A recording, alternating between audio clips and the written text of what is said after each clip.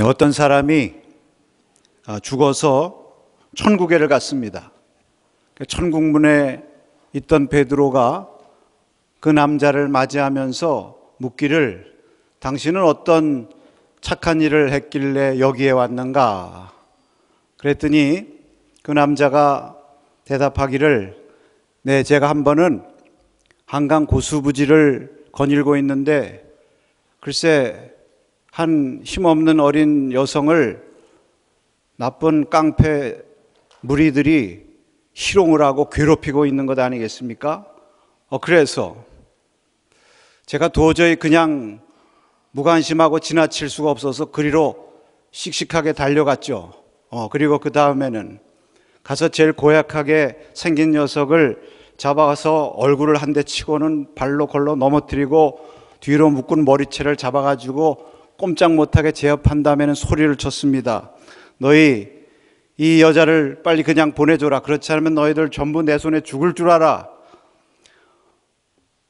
참 너무 용감하게 잘했잖아요. 그래서 감동을 받은 베드로가 그래, 참 용감하게 잘했다. 그게 언제 그런 일이 있었느냐? 그랬더니 남자가 고개를 숙이면서 말하기를 바로 2분 전입니다. 그랬대. 여러분은 무슨 소리인지 잘 모르죠. 예, 그래서 천국 갔죠. 그 알베르 까미의 전락이라고 하는 소설에 보면 그 주인공 클라망스가 세느강을 이렇게 건너가다가 그 난간에 기대어서 슬피 울고 있는 한 여자를 발견하게 됩니다. 저 여자가 인생에 큰 짐이 있구나. 뭔가 일이 일어날 것 같아. 근데 너무 귀찮은 거예요. 괜히 쓸데없는 일에 관심했다가 괜히 더 귀찮은 일 생기면 어떠냐. 알아서 잘 되겠지. 그리고 그냥 무관심하고 지나칩니다. 근데 얼마 있다 다리를 좀 건널 때쯤 됐는데 풍덩 소리가 난 거예요. 사람들이 막 웅성웅성하더니 모입니다. 그러나 이 남자는 그냥 없었던 일처럼 지나가요. 근데 어느 날 드디어 이 남자가 전락하기를 시작합니다. 인생의 나락으로 떨어지기를 시작합니다. 왜냐? 그 강물 가운데서 들려오는 웃음소리 때문이라는 것입니다. 여러분, 오늘 이 말씀들, 오늘 이 본문의 이야기와 연결이 되기 때문에 말씀을 드립니다. 오늘 여기 한 부자와 거지 나사로의 비유에 관한 말씀입니다. 여기 부자와 나사로의 생전의 삶의 모습과 사후의 삶의 모습이 나옵니다. 여러분, 이것은 비유의 말씀이에요. 그래서 우리가 사실과 혼동하고 오해하면 안 되겠죠. 예를 들어서 부자는 다 지옥 가고 거지는 다 천국 간다, 이런 사실을 말하는 것은 아니죠. 이 비유를 통해서 예수님께서 분명한 교훈을 주시려는 것입니다. 비유에는 항상 주인공이 있다고 그랬어요. 오늘 부자와 거지 나사로의 이야기 비유에서 주인공은 누구냐? 부자죠. 예수님은 이 부자에게 초점을 맞춰서 그를 통해서 우리에게 말씀을 주시려는 거 아닙니까? 그래서 한 부자가 있어, 이렇게 시작하는 거죠.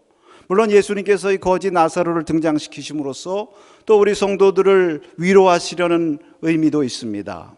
특히 이 가난한 나사로처럼 이 땅에서 힘들고 어렵게 오직 하나님만 의지하며 믿음으로 사는 그러한 성도들에게 천국의 소망을 주시는 그러한 의미도 있죠. 사실 예수님 믿는 사람들, 그 당시 예수님 따라다니던 많은 사람들 가운데 보면 대부분이 어렵고 힘든 사람이었죠. 그래서 누가복음 6장 20절에도 예수님께서 제자들에게 너희 가난한 자들은 복이 있나니 하나님 나라가 너희 것이다, 이런 말씀도 하셨고요.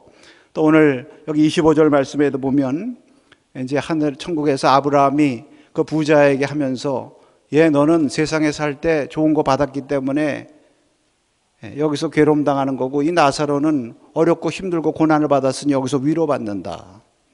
위로라는 말을 쓰셨어요. 그러니까 참 이 땅에서 의지할 데가 없고 하나님만을 의지하고 하나님만 믿고 살아가는 사람을 하나님께서 위로하신다. 그런 말씀도 예수님께서 하시는 거예요. 그러나 여러분, 그것은 부차적인 메시지예요. 오늘 여기 말씀해 보면 이 거지 나사로가 왜 등장하느냐? 이 부자의 삶을 조명하기 위해서 등장하는 거예요. 부자와 관계가 있거든요. 그 집 앞에 있는 나사로고 그 부자가 그 거지 나사로에게 한 행동을 조명하시려고 여기 등장시키시는 거예요. 실제로 그 얘기도 보면은 다 대개는 이 부자의 모습에 대한 얘기 아닙니까? 또 아브라함과 부자 사이에 있었던 그런 대화, 이런 내용들을 다 기록하고 있는 것 아니겠습니까? 이거 왜 그러냐? 이 부자를 통해서 저와 여러분을 깨우치시는 거죠.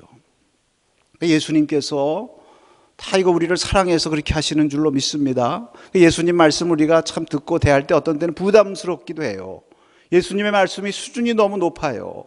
그 예수님 말씀대로 살려면 참 힘들고, 또 그렇게 살지 못했다간 뭐 지옥 갈 것 같고, 그런 마음이 우리에게 들지만, 여러분, 다 예수님께서 우리를 사랑하시고 우리에게 격려하시는데, 한편으로는 위로의 말씀을 통해서도 격려하시지만, 또 한편으로는 이렇게 깨우치고 각성시키시는 그런 말씀을 통해서도 저와 여러분에게 소망을 주시고, 오히려 우리를 다 부자처럼 되지 않고 다 천국의 유업을 받는 하나님의 축복된 천국 백성 되도록 하시기 위해서 오늘 저와 여러분에게 이 말씀을 주시는 줄로 믿습니다.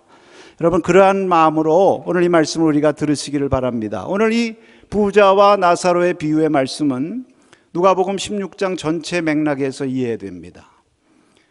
우리가 지난 시간에 살펴본 것처럼 누가복음 16장은 불의한 청지기의 비유에서부터 시작하죠. 이것은 제자들에게 주신 말씀이라고 그랬습니다. 그래서 이 불의한 청지기가 주인의 재물을 가지고 친구를 사귀면서 그것을 잘 선용해서 미래를 대비했다. 그러니까 너희도 세상 재물 가지고 열심히 청지기 의식 가지고 친구를 사겨라, 이런 말씀으로 주신 것 아니겠습니까? 그러면서 그 말씀 말미에 중요한 메시지를 주셨죠. 하나님과 재물을 겸하여 섬길 수 없다. 하나님을 섬기든지 재물을 섬기든지, 한쪽을 사랑하고 귀하게 여기면 다른 쪽은 미워하고 경히 여기게 된다. 이게 서로 반비례가 돼가지고 한쪽을 관심하면 다른 쪽은 무관심하게 되고, 이런 말씀하셨거든요. 그런데 바로 그러한 말씀 배경 가운데서 오늘 이 부자와 나사로의 비유를 하신 거예요. 그러니까 그 하나님과 재물을 겸하여 섬길 수 없다는 이 말씀의 한 예로 주신 거다, 이렇게 말씀드릴 수 있어요. 그 흥미로운 것은 그 비유의 앞에 또 짤막한 말씀을 이렇게 하셨어요. 예수님이 누구에게 하셨느냐? 바리새인들 이야기가 나옵니다. 그 바리새인들을 여기 보면 돈을 사랑하고 스스로 옳다 여김으로 말미암아 사람들에게 높임 받기를 원한다. 그런 사람들 얘기를 하고 오늘 이 얘기를 하신 거 보면 이 얘기는 그런 바리새인과 같은 유형의 사람들을 염두에 두고 하신 것이다, 이렇게 말씀을 드릴 수도 있어요. 그러니까 보세요. 그래도 이 청지기는 자기 재물은 아니지만 그 주인의 것을 가지고 친구를 사귀고 지혜롭게 대비를 하지 않았습니까? 그런데 오늘 여기 이 부자는 친구를 사귀지 못한 거죠. 풍성하게 하나님이 주셨음에도 불구하고 그것을 가지고 사귀지도 못하고 그러한 기회가 있음에도 불구하고 기회도 얻지 못하는 그러한 모습을 보입니다. 그러나 다만 오늘 말씀은 그렇다고 하면 단지 재물을 선용해라, 그런 말씀만 하시는 것은 아니고, 이것은 재물을 더 섬기는 하나님보다 이 인생관에 관한 말씀을 하시는 것입니다. 그러니까 이런 부자와 같은 인생관을 가지고 살면요, 재물도 그렇게 쓸 수밖에 없다는 것이죠. 이 부자의 삶의 모습을 주목해 보라, 이런 말씀이죠. 여러분, 이 부자의 삶의 태도, 그의 인생관은 무엇을 보면 알 수 있느냐 하면 그의 관심과 무관심, 이것을 보면 알 수 있는 것입니다. 어느 편을 관심하고 그래서 어느 편은 무관심하게 되느냐, 이거죠. 예수님께서 보실 때 왜 부자가 음부에 갔을까요? 뭐 이거 지옥 갔다고 그래도 무방한 얘기 아니겠습니까? 그 왜 그랬을까?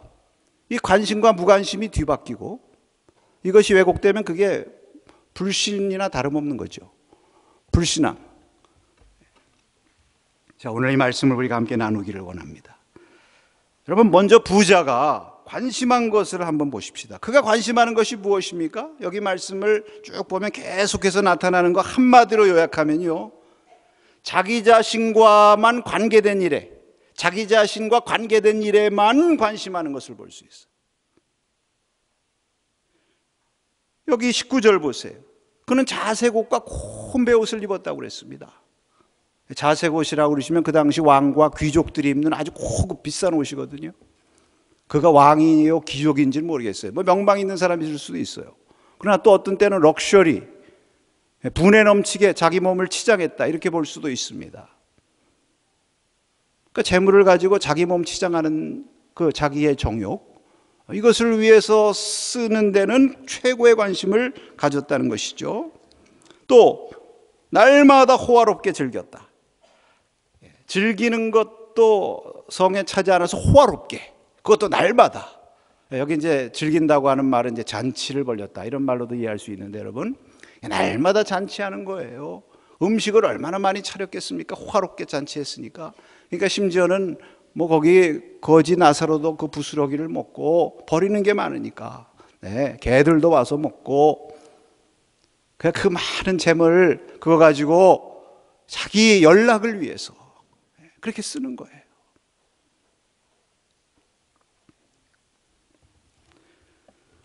그러다 보니까 자기만을 위해서 그렇게 쓸 줄 알지, 거기 불쌍한 거지가 있는데 그 거지에게 무슨 따뜻한 밥 한 그릇 줬다는 말이 없지 않습니까?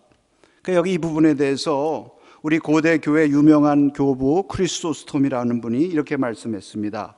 부자는 자신을 위해 사치를 쌓았다. 그러나 진정한 부자는 사치가 아니라 덕을 쌓는다. 사치라는 것이 무엇이에요, 여러분? 이것이 왜곡된 자기 사랑이죠. 우리가 자기를 사랑하고 관심 갖는 거, 누구든지 다 자기를 아름답게 하고 싶지만 사치한다는 것은 왜곡이 되는 거죠. 지나친 자기중심적인 관심이죠. 반면에 덕이라는 것은 무엇입니까? 다른 사람을 배려하고 관심하는 미덕이라고 할 수 있죠. 여러분, 이 부자의 자기중심적인 이러한 관심, 이러한 태도가 이 생에서 끝나지 않아요. 음부에 가서도 그대로 이어집니다. 사실 어떻게 보면 음부라는 곳은 바로 그런 곳이에요. 자기 외에는 관심이 없는 사람들만 있는 곳이 음부입니다. 이 땅에서도 마찬가지죠. 그런 사람들만 모여있는 곳은 거기는 음부죠. 거기 가서도, 가서 보니까 천국에 아브라함의 품에 나사로가 안겨있는 거예요. 그러니까 뭐라고 얘기합니까? 주여, 내가 고민이 되고 고통스러우니까 저 나사로 좀 시켜가지고 그 손에다가 물을 묻혀가지고 내 혀를 좀 서늘하게 해달라.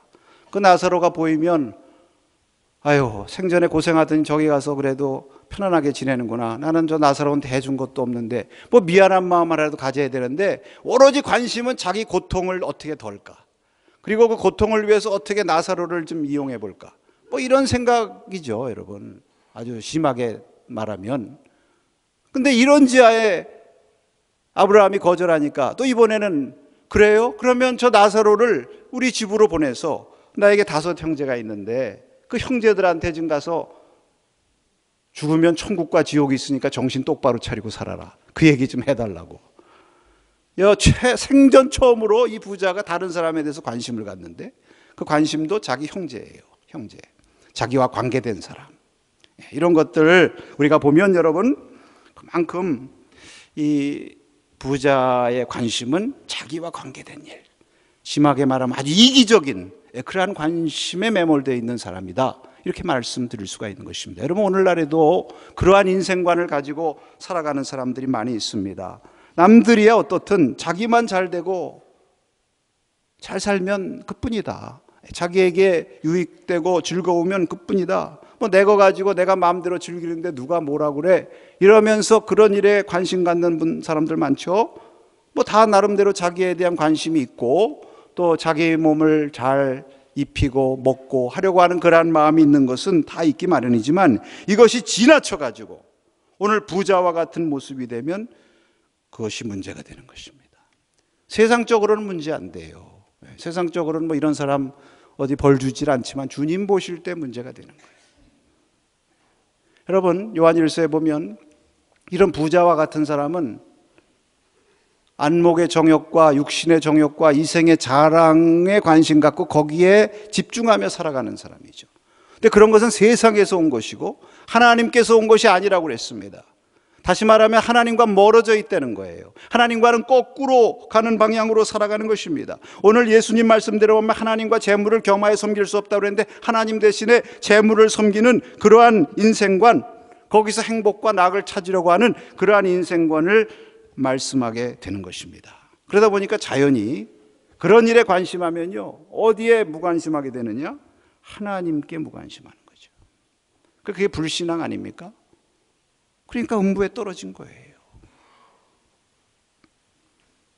예수님께서 보실 때 심각한 것은 그 사람의 관심도 심각하지만 그 관심이 지나쳐서 그것 때문에 무관심하게 되는 거. 여기에 예수님께서 오늘 저와 여러분에게 주시려는 메시지가 있다고 믿습니다. 그러면 이 부자가 무관심한 것은 무엇일까? 정말 예수님 보실 때, 하나님 보실 땐 여기에 관심했어야 되는데, 그런 인생관에 굳건히 섰어야 되는데 그가 무관심했어요. 무엇입니까? 무엇보다도 먼저 그가 거지 나사로에게 무관심했죠. 거지 나사로가 지나가다 한번 들른 그러한 거지도 아니잖아요. 부자의 대문 밖에 있었다고 그랬습니다. 근데 여기 예수님께서 재미난 표현을 쓰세요. 대문 밖에 버려진 채, 버려졌다. 누구에 의해서 버려졌다는 말씀을 하고 싶으신 걸까요? 부자에 의해서. 자기 문간에 있는 그 불쌍한 거지를 버려두었다. 늘 지나치면서 늘 보는 거잖아요. 늘 보고 자기 재물을 가지고 얼마든지 그 거지를 도울 수가 있어요. 친구를 사귈 수 있는 기회가 있었지만 그 기회를 외면하고 철저한 무관심 가운데 내버려 두었다. 여기 26절에 보면, 자 보세요. 이제 나중에 죽은 후에 음부에 떨어진 부자가 자기에게 선처를 아브라함에게 호소하는데 아브라함이 거절하면서 뭐라고 그럽니까? 너하고 우리하고 사이에는 큰 구렁텅이가 있어서 건너갈 수 없어. 서로 연결이 안 돼요. 이게 왜 큰 구렁텅이가 생겼습니까? 생전에 이 부자가 바로 자기 곁에 있는 그 거지 나사로와 소통하지 않고 무관심하고 그 사이에 구렁텅이를 만들어 놓은 거죠. 그러니까 그 구렁텅이가 부메랑이 돼가지고 사후에 자기에게 돌아오는 거 아니겠습니까? 여러분, 왜 이 나사로에 대한 이 무관심을 예수님께서 심각하게 보시느냐 하면요, 이것은 그냥 도덕적인 문제가 아닙니다. 그냥 도덕적인 책임 이런 차원에서 말씀하시는 것이 아니라 이것은 신앙이 없다 이렇게 보시는 거예요. 왜? 그 나사로를 볼 때 불쌍히 여기는 마음, 그것이 하나님 마음이거든요. 그것이 예수님 마음이거든요. 그 불쌍히 여기는 마음으로 하나님께서 자기에게 은혜를 주시고 그 많은 것을 누리게 하신 거예요. 자기가 잘나고 자격이 있어서 누리게 하세요? 하나님께서 불쌍히 여기셔서 구원해 주시고 아브라함의 자손 만들어 주시고, 여기 그래 부자가 두 번씩이나 아브라함한테 아버지 아브라함 그러잖아요. 그러니까 아마 드러나 있지는 않아도 아브라함의 자손이에요. 이 사람 유대인이고 아브라함의 자손이고 그 은혜로 아브라함 자손 만들어 주셨는데 그 불쌍히 여기는 마음이 없는 거예요. 하나님이 없으니 하나님 없는 마음, 하나님 없는 삶이 아니겠습니까? 뿐만 아니라 하나님께서 얼마나 그 말씀을 통해서, 여기 모세와 선지자라고 그러잖아요. 모세와 선지자, 율법과 선지자, 그 하나님 말씀을 통해서 얼마나 하나님 나라를 준비해라, 불쌍하고 어려운 가난한 사람들 도와라, 얼마나 그런 말씀 많이 하셨겠습니까? 여러분 많이 들었겠어요? 제가 인용할 필요도 없을 정도로 많이 하셨죠? 그런데 그런 것에 대해서도 무관심한 거 아니에요? 그러니까 여러분, 이것이 이 부자가 가지고 있는 영적인 문제인 것입니다. 영적인 문제. 잃어버린 영혼에 대한 관심도 없고 하나님의 말씀에 대한 순종하려고 하는 그런 관심도 별로 없고 반응도 별로 없고, 여기 보세요. 날마다 연락했다. 날마다 연락하고 잔치했으니까 어느 날에도 잔치했을까요? 주일날에도, 안식일날에도 성전에 가서 예배드리는 대신 잔치한 거 아니겠습니까? 그러니까 안식일을 지켜라는 율법에도 관심이 없는 거고요. 하여튼 모세와 선지자를 통해서 그렇게 깨우쳤는데도 듣지 않았는데 죽은 자를 보내서 깨우친들 듣겠느냐? 여러분, 제일 중요한 것은 기적 이런 거보다 더 중요한 것이 하나님 말씀을 듣고 말씀대로 믿는 믿음이 중요하죠. 할렐루야. 예수님께서 그렇게 말씀하시고 그렇게 천국 복음을 전하시고 그렇게 깨우치셨어요. 근데도 안 믿잖아요. 완고해가지고. 그래서 이적도 보여주셨어요. 그럼 이적 보여줬다고 뭐 바리새인 같은 사람들이 믿었습니까? 안 믿었잖아요. 마음의 문제, 마음이 완악하고 무관심하니까 영적으로 근본적으로 이적이 나타난들 믿겠느냐, 이런 말씀 아니겠습니까?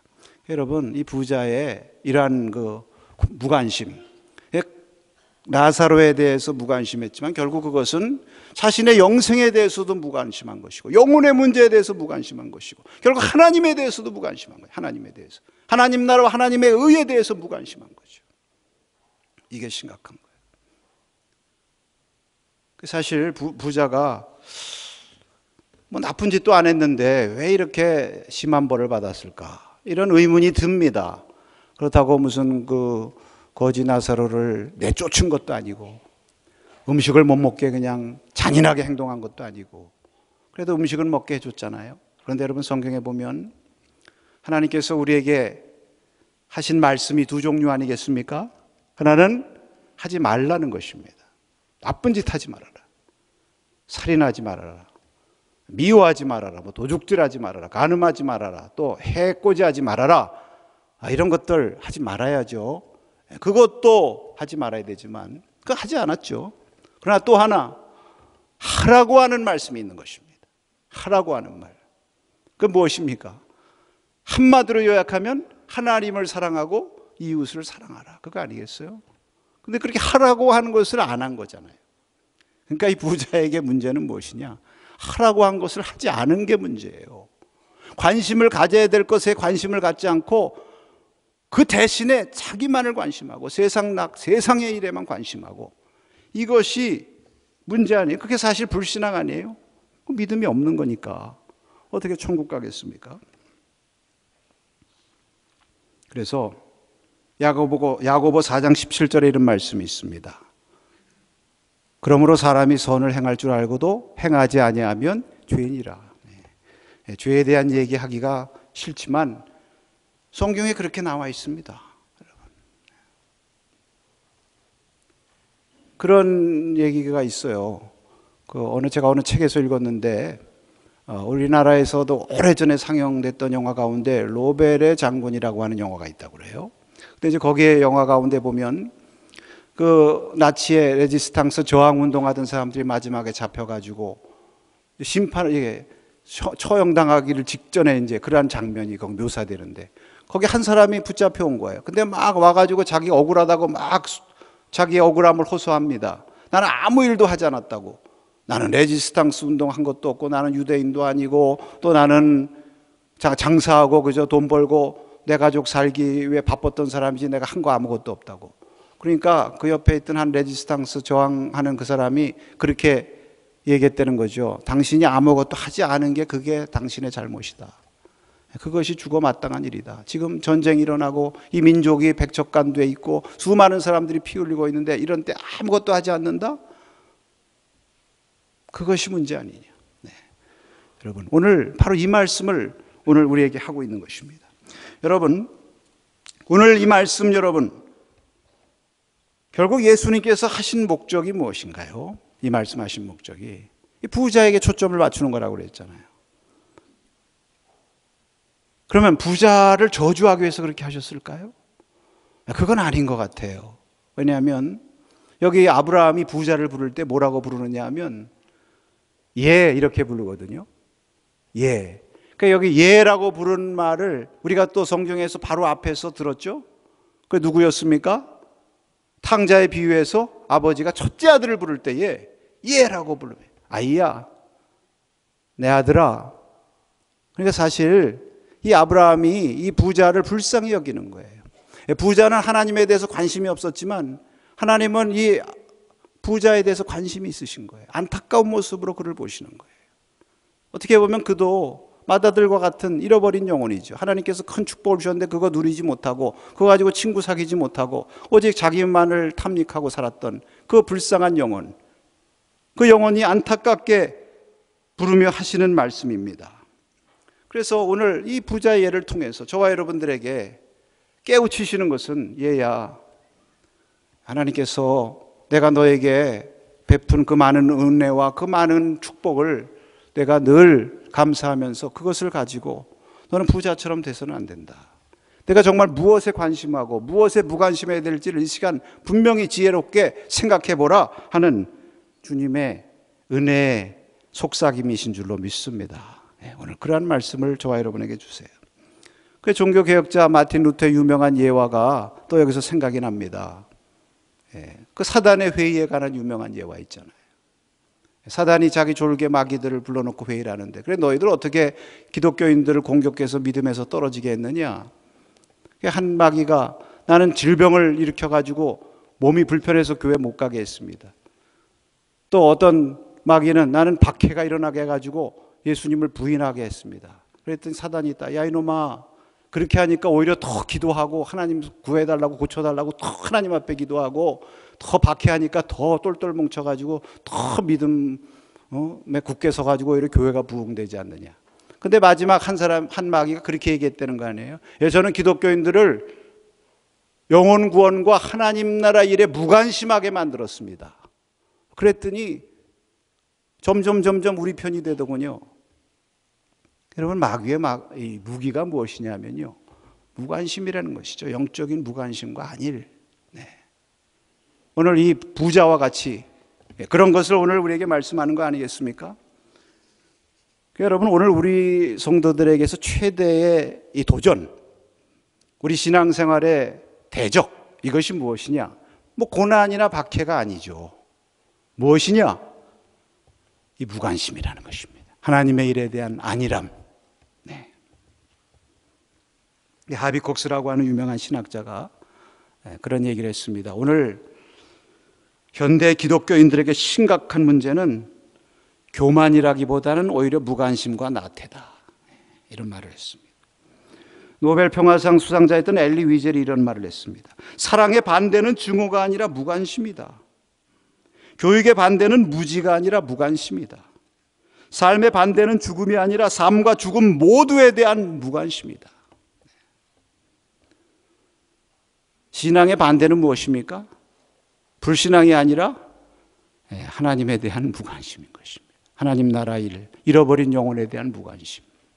오늘 주님께서 저와 여러분에게 이 말씀을 주십니다. 주님께서 이 땅에 오셔서 그렇게 깨우치면서 외치고 회개하라, 천국이 가까웠느니라. 그 외치고 또 외쳤던 그 목적이 어디 있으셨습니까? 이 무관심한 영혼들을 일깨우는 거예요. 왜? 사람은 본능적으로 이 세상 일에 관심하고 하나님 나라 일에 무관심하게 돼 있어요. 그래도 그 가운데서도 여러분, 우리가 하나님 믿고 이렇게 주님 앞에 나와서 하나님께 예배하고 하나님 나라 일에 관심하게 된 것은 하나님의 특별한 은혜요, 저와 여러분을 특별히 사랑하셔서 이 은혜의 자리에 있게 하신 하나님의 역사인 줄로 믿습니다. 그래도 항상 마귀가 우리를 시험하는 거예요. 자꾸 우리의 관심과 무관심을 바꿔놓으려고.